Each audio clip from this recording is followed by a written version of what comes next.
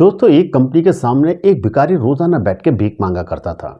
लेकिन एक दिन उस कंपनी का मालिक आता है, उस भिखारी को उठाता है और ऑफिस के अंदर ले आता है। अपने केबिन में ले जाके वो बॉस वाली कुर्सी पर बैठा देता है और अपने सभी एम्प्लॉयज को बुला के कहता है कि आज से ये कंपनी के ऑनर हैं और यही तुम्हारे बॉस हैं। इतना सुनते ही वहां पर मौजूद सभी एम्प्लॉयज के चेहरे के रंग उड़ जाते हैं। वो सोचने लगते हैं कि किस तरह से ये एक सड़क पे भीख मांगने वाला भिखारी उनका बॉस हो सकता है। दोस्तों, ऐसा क्या हुआ था कि रातों रात एक सड़क पर भीख मांगने वाला व्यक्ति उस कंपनी का मालिक बन जाता है। दोस्तों, ये दिल छू लेने वाली कहानी आप अंत तक जरूर देखें। वीडियो में आगे बढ़ने से पहले हमारी आपसे रिक्वेस्ट रहेगी कि आप हमारी इस वीडियो को लाइक करके चैनल को सब्सक्राइब जरूर करें और वीडियो अच्छे लगे तो अपने दोस्तों के साथ शेयर जरूर करें। दोस्तों, कहानी शुरू होती है उत्तर प्रदेश के कानपुर जिले से, जहाँ पे एक बहुत बड़ी कंपनी होती है और उस कंपनी के अंदर बहुत सारे एम्प्लॉयज़ काम करते थे। उनका बॉस बहुत अच्छा था और हमेशा ही कंपनी के अंदर से ही वो हमेशा प्रमोशन करता था। एक दिन उस कंपनी के मैनेजर्स जो होता है वो रिज़ाइन कर देता है और उसके बाद एक मैनेजर की तलाश शुरू होती है, क्योंकि वो कंपनी हमेशा ही अपने एम्प्लॉयज़ को प्रमोट करती थी। इसीलिए वो कुछ नाम सेलेक्ट करती है और उनमें से लोगों को ढूंढना शुरू कर देती है।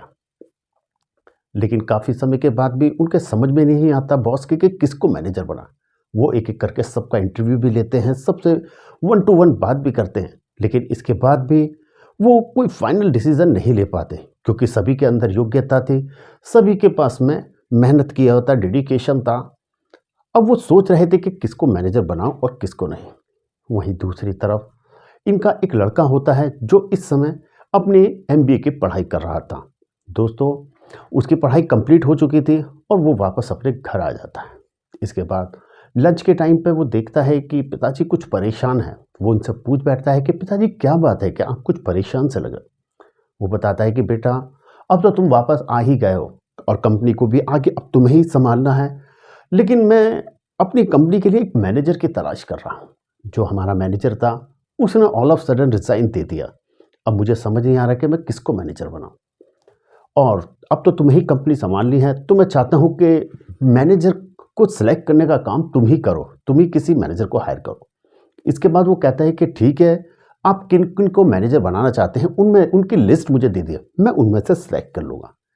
इसके बाद उसके पिताजी उसको करीब 10 लोगों की लिस्ट देते हैं। दोस्तों, इस लड़के का नाम विकास होता है। विकास को जब 10 लड़कों की लिस्ट मिल जाती है तो वो उनको देखने लगता है और वो कहता है कि पिताजी, आप चिंता मत कीजिए, इन 10 लोगों में से आपको बेस्ट मैनेजर मिल जाएगा। तभी उसके पिताजी पूछ बैठते हैं कि बेटा, तुम किस तरह से पता लगाओगे। कहता है कि मैं इनका डेडिकेशन, इनकी एजुकेशन, एक्सपीरियंस और भी बहुत सी चीज़ें होती हैं, उनको आधार पर मैं इनको सिलेक्ट करूँगा। तो कहता है कि ये सबको तो मैंने कर लिया विकास।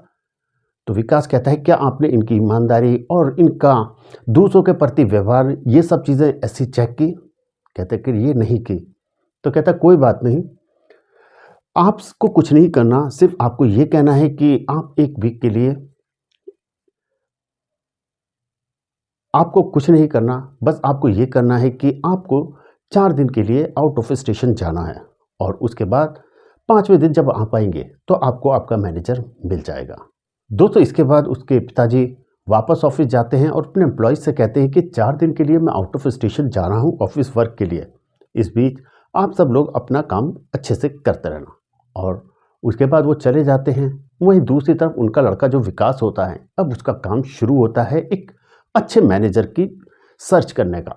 इसके बाद वो जाता है एक मेकअप आर्टिस्ट के पास, उससे कहता है कि मुझे एक भिखारी का रूप दे दो। और वो मेकअप आर्टिस्ट कुछ ही समय में, उनके हाथ की कला होती है और उसे देखते ही देखते एक गंदा, मैला, कुचैला, फटे हुए कपड़ों में एक भिखारी बना के तैयार कर देते हैं। इसके बाद विकास आंखों पर काला चश्मा लगाता है और एक अंधों वाली छड़ी लेकर, कटोरा लेकर अपने ऑफिस पहुंचता है और वहां जाके गेट पे अंधा भिखारी बन के बैठ जाता है। दोस्तों, ऑफिस खुलता है और एक एक करके एम्प्लॉयज आने लगते हैं। विकास के पास पहले से ही उन 10 लोगों की लिस्ट थी जिनको मैनेजर सेलेक्ट करना था, इसलिए वो सिर्फ उन्हीं लोगों पर फोकस करता है। वो देखता है कि कुछ लोग उनमें से आ चुके हैं, तो कुछ उसकी तरफ को देख के मुँह सुकेड़ रहे हैं और कुछ अजीब सी हरकतें कर रहे हैं, जैसे कोई ठोकर मारते हुए जाता है, कोई कुछ बोलता हुआ जा रहा है। उसे बड़ा अजीब लगता है कि इन लोगों को, इनमें से किसी उसे मैनेजर चुनना है। अभी लगभग 9 लोग हो चुके थे और 10वां आना बाकी था। उस लड़की का नाम था कविता। दोस्तों कुछ देर के बाद कविता आती है, एक सरकारी बस से आके उतरती है। वो घबराई हुई सी सड़क पार करके वापस जल्दी जल्दी ऑफिस की तरफ को दौड़ती हुई पहुंच जाती है। वो थोड़ा सा आगे चलती है तो देखती है कि ऑफिस के बाहर एक भिखारी बैठा हुआ है और वो देखती है कि ये अंधा है। वो हालांकि थोड़ा जल्दी में थी, फिर भी जल्दी से अपने बैग में हाथ डालती है, देखती है कि 5 का सिक्का उसके पास में है। वो लेती है और भिखारी को देख के सीधा अपने ऑफिस चली जाती है। दोस्तों उसका पहले दिन का जो ऑब्जर्वेशन था सब लोगों को चेक करने का, वो लगभग पूरा हो चुका था।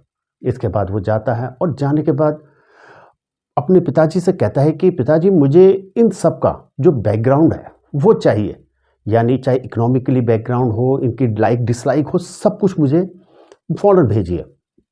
इसके बाद पिताजी उनकी सारी डिटेल जो 10 लोग होते हैं, जितना भी मतलब टोटल बैकग्राउंड एक तरह से उनका अपनी लड़की को दे देता है। लड़का पूरी रात उनका बैकग्राउंड देखता है, सबके बारे में अच्छी तरीके से ऑब्जर्व करता है। अगले दिन फिर से वो भिखारी का रूप धारण करता है और जाके फिर से वैसे ही बैठ जाता है अंधा बन के। इस बार वो अपने जो कटोरा होता है उसमें कुछ पैसे डाल देता है। वो देखता है कि फिर से लोग आने लगे। इस बार कुछ आते हैं तो उसके सामने खड़े होकर कहते हैं, अरे यार ये भिखारी रोज़ रोज़ कहाँ बैठ जाता है, इसे कोई उठा के भगाता क्यों नहीं। ऐसे ही बोलते हुए चले जाते हैं। कुछ आते हैं, कुछ उसको देख के हंसने लगते हैं, तो कुछ अपनी जेब से 1-2 पैसे निकालते हुए, अबे सुबह सुबह चलो इसे दे दो, कुछ इस तरह से बोलते हुए देखे चले जाते हैं। ऐसे ही सब चले जाते हैं और हर बार की तरह इस बार भी वो जो लड़की कविता थी वो सबसे लास्ट में फिर से बस से पहुंचती है और उतरते के साथ ही सीधा ऑफिस की तरफ आने लगती है। वो उस भिखारी को फिर से देखती है, वो उन्हें देख के थोड़ा मुस्कुराती है और अपने पास से निकाल के तो कुछ सिक्के उन्हें देते हुए कहती है कि ये लो बाबा, और तुम सब ठीक हो ना, कोई परेशानी तो नहीं। ऐसा कहते वो फिर वहाँ से चली जाती हैं। ये बात विकास को बहुत अच्छी लगती है कि कविता अपने से छोटे, अपने से गरीब, अपने से ज़्यादा परेशान लोगों के लिए कितनी केयर करती है। अब उसका 2 दिन का जो टेस्ट था वो पूरा हो चुका था, लेकिन अभी 2 दिन के टेस्ट बाकी थे। इसके बाद वो अपने अंकल को फ़ोन करता है और अंकल से कहता है कि कल आपको हमारे ऑफिस आना है और आपको ऐसे ऐसे करना है। और इसके बाद अंकल कहते हैं कि ठीक है, मैं कल टाइम से पहुंच जाऊंगा। लेकिन विकास फिर से वही भिखारी का भेष बनाता है। तीसरे दिन जाता है और वहां जाकर अपने कटोरे में कुछ 50-50 के, 10-10 के, 20-20 के नोट खूब सारे रखता है और वहां रख के बैठ जाता है और फिर से भीख मांगने लगता है। अब एक बार फिर से सभी लोग आने शुरू होते हैं, एक के बाद एक। लेकिन जो लड़का विकास था उसका फोकस सिर्फ उन 10 लोगों पर था कि वो किस तरीके का व्यवहार कर रहे हैं। सभी लोग आते हैं, कुछ की जब निगाह उनकी कटोरी पे जाती है तो वो देख के कहते हैं, अबे इस भिखारी के पास इतने पैसे कहाँ से आ गए, अबे साले को कौन दे दिया। इस तरह की वो बातें बोलते हैं, उसे कुछ जलील से भी करते हैं। कुछ होते हैं कि कुछ पैसे डाल देते हैं, कुछ यहाँ तक कि इतने कमीन होते थे कि उसमें से 1-आध रुपया कुछ पैसे निकाल के अपने जेब में भी रखते हुए हंसते हुए चले जाते थे। उन्हें लगता था कि शायद ये भिखारी है, काला चश्मा लगा रखा है, इसे दिख नहीं रहा, लेकिन वो सब कुछ बहुत नज़दीकी से ये सब ऑब्जर्व कर रहा था। वो लड़की जो कविता होती है वो सबसे लास्ट में पहुंचती है, बस से उतरती है, क्योंकि उसके पास आने जाने के लिए कोई साधन नहीं था। बाकी सब लोग कोई कार से, कोई बाइक से आया करते थे और वो अकेली उससे आया करते थे। आती है, वो देखती है कि फिर से वो बाबा बैठे हुए हैं। वो देखते हैं कि आज उनके पास में काफ़ी सारे पैसे हैं। तो वो कहती है कि बाबा आज तो आपके पास काफ़ी सारे पैसे हैं, आप इन्हें उठा के अंदर की तरफ रख लो, शायद कोई आपके चोरी ना कर ले। और फिर अपनी जेब से फिर से कुछ सिक्के निकालती है और उन्हें देते हुए वहाँ से जाने लगती है। ये देख के उसे बहुत अच्छा लगता है कि इसको हर एक की कितनी चिंता रहती है। अब उसको ईमानदारी और इंटीग्रिटी में वो बिल्कुल पास होती जा रही थी। धीरे धीरे विकास का फोकस अब उसके ऊपर बहुत ज़्यादा हो गया था। अभी कुछ ही देर ऑफिस चले हुए थे कि तभी उसके अंकल, जैसा विकास ने कहा था कि टाइम से पहुंच जाना, आते हैं और कार को अंदर जैसे ही पार्किंग में लाते हैं तभी वो वॉचमैन को बुला के उस पर ज़ोर ज़ोर से चिल्लाने लगते हैं, उसे डांटने लगते हैं। कहते हैं कि ये ऑफिस है या भिखारी खाना, अरे ये भिखारी कहाँ से अंदर घुसने दिया तुमने, इस ऑफिस के सामने हमारी रेपुटेशन ख़राब कर दी, और भी ना जाने ऐसी क्या क्या बातें बोलते हैं। और उसे बहुत ज़्यादा डांटते हैं और बहुत ज़्यादा उस पर चिल्लाते हैं। उसकी आवाज़ की चिल्लाहट इतनी तेज़ थी कि ऑफिस के अंदर जो काम कर रहे थे एम्प्लॉय, वो सभी बाहर आ जाते हैं। उसमें से वो कविता भी बाहर आ जाती है और देखने लगती है। वो कह रहे थे कि इस भिखारी को अभी यहाँ से निकालो और दोबारा ये मुझे दिखना नहीं चाहिए। अब उसके बाद में वो वॉचमैन होता है, वो सॉरी कहता है कि सर ऐसा मत करिए, मैं बिल्कुल अभी से हटा देता हूँ, मेरी कंप्लेंट मत कीजिएगा, क्योंकि सबको पता था कि ये इस कंपनी के मालिक के भाई हैं और इनकी कंप्लेंट में इनकी नौकरी जा सकती है। वो जल्दी से जाता है और उस भिखारी को उठा के बाहर की तरफ फेंकने लगता है, बिना ये जाने कि ये ही असली कंपनी का मालिक है, बल्कि कंपनी के बेटा है जिसका नाम विकास है। लेकिन तभी वो कविता आगे बढ़ती है और कहती है कि अरे किस तरह से आप इनसे बात कर रहे हो, क्यों इनको खींच रहे हो? अरे थोड़े से पैसे अगर यहाँ बैठ के कमा लेते हैं तो तुम्हारा क्या जाता है, किसी का पेट पल जाता है। और भी ना जाने उसके फेवर में क्या क्या बोलती है और कहती है कि इसको यहाँ से नहीं जाएगा, इसे यहाँ बैठने दे दो। तभी जो कंपनी के मालिक के भाई होते हैं वो कहते हैं कि तुम जानती नहीं, अगर मैंने तुम्हारी कंप्लेंट कर दी तो तुम्हारी नौकरी चली जाएगी। वो कहती है कि आप मेरी कंप्लेंट जब चाहे करना चाहे कर दो, वैसे भी मालिक यहाँ नहीं है और मालिक के आने के बाद उन्हें कंप्लेंट कर देना, उनको जो अच्छा लगे वो करें, लेकिन मैं इन्हें यहाँ से नहीं हटने दूंगी। इनके दो पैसे इन सहारे से कमा लेते हैं, इसके बाद तो ये उठ के यहाँ से चले ही जाते, कौन सा ये यहाँ पर रहते हैं। दोस्तों, अब ये बात विकास बहुत अच्छे से ऑब्जर्व कर लेता है कि ये लड़की में बहुत सारे टैलेंट है, लेकिन अभी लास्ट परीक्षा बाकी थी। इसके बाद में उसके अंकल जो होते हैं वो चले जाते हैं और बाकी भी अपने अपने काम में लग जाते हैं। अब आता है चौथा और आखिरी दिन। इसके बाद जो विकास लड़का होता है वो सुबह सुबह जाकर टाइम से पहले ही बैठ जाता है और बहुत सारे 100 के 500 के नोट निकालता है और सारे के सारे अपने कटोरी में भर देता है। मानो कि ऐसा लग रहा था किसी ने दोनों हाथों से इतने सारे रुपये दिए हों और उसकी कटोरे में डाल दिए हों। अब जैसे ही सुबह सुबह सब लोग आते हैं तो उसके कटोरे को देख कर दंग रह जाते हैं कि इतने पैसे इस भिखारी के पास कहाँ से आए, और देखते हैं कि ये भिखारी तो अंधा है। उनमें से बहुत से लोगों के मन में लालच भी आता है, लेकिन फिर वे आगे निकल जाते हैं। लेकिन कुछ ज़्यादा लालची होते हैं, वो रुकते हैं, थोड़े थोड़े पैसे सब करके निकालने लगते हैं, जिसके हाथ में जितना पड़ता निकाल लेते और खुश होते हुए चले जाते हैं कि उनको किसी ने नहीं देगा। लेकिन ये सब विकास चश्मे के अंदर से सब कुछ देख रहा था कि मुझे इनमें से ही मैनेजर चुनना था और ये कितने ईमानदार और कितने बेईमान हैं ये वो अपनी आंखों से देख सकता था। अभी वो लास्ट लड़की कविता का आना बाकी था। अब लगभग कटोरे से काफ़ी सारे पैसे कम हो चुके थे, इसलिए विकास फिर से बहुत सारे नोट अपनी जेब से निकालता है और चुपचाप अपने कटोरे में रख देता है। इसके बाद में लास्ट में वो लड़की आती है कविता, और आते के साथ ही उसकी भी निगाह सबसे पहले उनके कटोरे पर जाती है। कटोरे में इतने सारे नोट देख उसके मन में भी चोर आ जाता है। उसके समझ नहीं आ रहा था कि वो क्या करे, और ना चाह के भी उसके कदम आगे की तरफ नहीं बढ़ रहे थे। वो देखती है कि ये जो भिखारी है देख नहीं सकता, इसलिए वो नीचे झुकती है और उनमें से बहुत सारे रुपये निकाल के अपने पर्स में रखने लगती है। लेकिन फिर पता नहीं उसे क्या होता है, वो लात और वापस सारे पैसे कटोरे में रख देती है। और उसके बाद पैसों को एक जगह करके कहते हैं कि बाबा ये आपके बहुत ज़्यादा पैसे हैं, इनको आप अंदर रख लीजिए, ना जाने आपके कोई चुरा लेगा। और उनको थमाने के बाद फिर से रोज़ की तरह अपने पर्स से कुछ सिक्के निकालती है और कटोरे में डाल देती है और वहाँ से चले जाती है। और इस तरह से अब 4 दिन में उसने अपनी कंपनी के लिए मैनेजर किसको बनाना है वो चुन लिया था और सबको देख भी लिया था बहुत नज़दीकी से कौन मैनेजर बन सकता है। इसके बाद वो पिताजी से कह देता है कि कल आप आ जाइए और आपको मैनेजर मिल जाएगा। लेकिन विकास फिर से जाके भिखारी की तरह बन के वहाँ बैठ जाता है। दोस्तों, ऐसे ही होता है, रोज़ की तरह सारी चीज़ें वैसे ही चलती हैं। इसके बाद बॉस आते हैं और उस भिखारी को उठाते हैं और अंदर की तरफ ले जाने लगते हैं।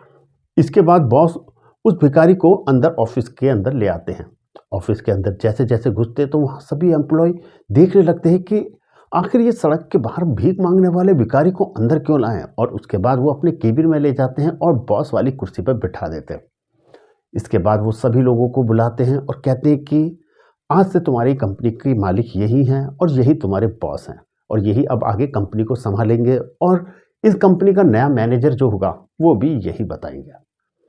किसी के समझ नहीं आ रहा था कि आखिर ये क्या हो रहा है। उसके बाद कोई इससे पहले कुछ पूछता तो कहते हैं कि थोड़ी देर में हम मीटिंग करेंगे जिसमें आपके सवालों के जवाब भी दिए जाएंगे और मैनेजर का नाम भी बताया जाएगा। इसके बाद वो जाता है लड़का। विकास अपना गेटअप चेंज करके आता है तो सब देख के दंग रह जाते हैं कि ये वो भी भिखारी है और इस समय कितना हैंडसम और कितना अच्छा लग रहा है। फिर वो बताते हैं कि ये मेरा बेटा है और अब ये इस कंपनी का मालिक है और यही कंपनी को संभालेगा। अब सबके समझ में कहानी आ चुकी थी कि ये कंपनी का मालिक है और ये सिर्फ हमें ऑब्जर्व करने के लिए यहाँ बैठा हुआ था। इसके बाद सबका सवाल का जवाब मिल जाता है। अब नंबर आता है कि कौन मैनेजर बनेगा। इसके बाद वो अनाउंस करता है कि इस कंपनी का मैनेजर कविता बनेगी। यह सुनते के साथ ही बाकी एम्प्लॉय चिढ़ जाते हैं, कहते हैं कि ऐसे कैसे हो सकता है, हमने एक उम्र गुजार दी यहाँ पर, हमें इतना अनुभव है, हमारे पास ये परफॉर्मेंस है और भी ना जाने क्या क्या। वो कहता है कि आपके पास सब कुछ होगा लेकिन आपके पास ईमानदारी नहीं है। मैंने देखा था कि किस तरह से आप लोग मेरे कटोरे से पैसे निकाल रहे थे। मैंने देखा था कि जब आप जाते थे तो मुझे किस तरह से भला बुरा कहते हुए जाते थे। आपको दूसरों के मतलब दर्द समझना नहीं आता। अच्छा मैनेजर जो दूसरों का दर्द ना समझ सके वो अच्छा मैनेजर कभी नहीं हो सकता। ऐसे ही सब में कुछ बताते हैं, लेकिन यही लड़की ऐसी थी जिसमें ये सारी चीज़ें थी, इसलिए कंपनी की मैनेजर यही होगी। लेकिन तभी वो बोलती है कि सर मैं भी उनमें से ही एक हूँ, मैं भी इस मैनेजर बनने लायक नहीं हूँ, क्योंकि शायद आपको पता नहीं या तो आपने देखा नहीं, मैंने भी आपके कटोरे से पैसे निकालने की कोशिश की थी। कहता हाँ बिल्कुल मैं जानता हूँ तुमने कोशिश की थी और उसके बाद तुमने वापस रख दिए थे, लेकिन फिर भी मुझे तुम्हारी ईमानदारी पर कोई शक नहीं, क्योंकि मैंने सबसे पहले तुम सब लोगों का बैकग्राउंड जाना था, तुम सब लोगों के शौक के बारे में जाना था, किस तरह से अपने पैसे खर्च करते हो, कैसे पैसे अर्न करते हो, सब कुछ मैं बहुत नज़दीकी से जान चुका था। और तुम्हारे बारे में भी जानता था कि तुम्हारी माँ बहुत ज़्यादा बीमार है, इलाज के लिए उसको पैसे चाहिए। यही सोच के तुम उनमें से कुछ पैसे उठा रही थी, लेकिन फिर भी तुमने वो पैसे वापस रख दिए। सोचा कि माँ आज नहीं तो कल ठीक हो जाएगी, लेकिन बेईमानी नहीं करनी, इसलिए तुम इस जॉब को डिज़र्व करती हो। इसके बाद दोस्तों वो साथ ही ये भी डिक्लेयर करता है कि तुम्हारी माँ के जो भी इलाज का खर्चा होगा वो हम कंपनी की तरफ से ही उठाएंगे और सारा इलाज तुम्हारा फ्री में कराएंगे। तो दोस्तों इस तरह से उस कंपनी को एक अच्छा मैनेजर मिल जाता है। तो दोस्तों क्या कहना चाहेंगे आप कविता के बारे में, क्या कहना चाहेंगे विकास के बारे में और क्या कहना चाहेंगे उस कंपनी के मालिक के बारे में? आपकी जो भी राय हो हमें कमेंट्स बॉक्स में ज़रूर बताएं। वीडियो अच्छे लगे तो वीडियो को लाइक करके चैनल को सब्सक्राइब ज़रूर करें।